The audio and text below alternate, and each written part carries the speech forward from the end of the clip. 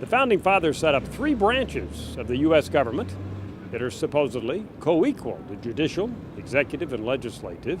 But I can tell you that based on trust from the American people, they are not equal.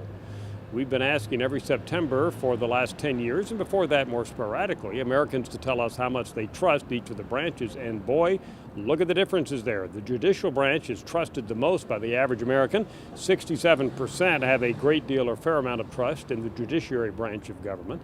Next comes the executive branch, which is at 56, and then way down there at the bottom, 34% of Americans have trust in the branch which actually represents them, that is the American people, directly, and that would be the legislative branch.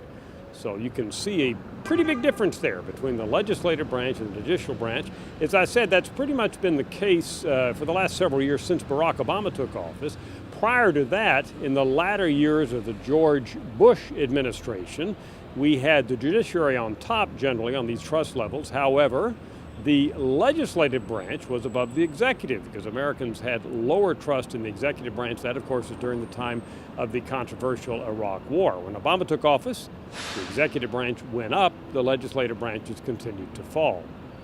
There are today the biggest differences by partisanship in views of the executive branch. Now, that's not surprising because it is embodied by one person who is from one party.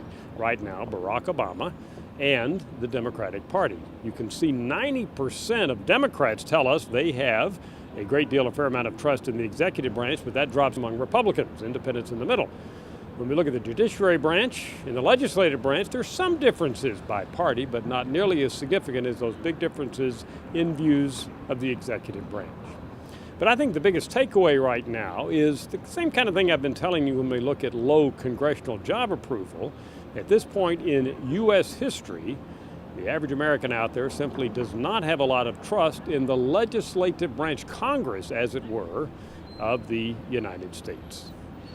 I'm Dr. Frank Newport, Gallup Editor-in-Chief.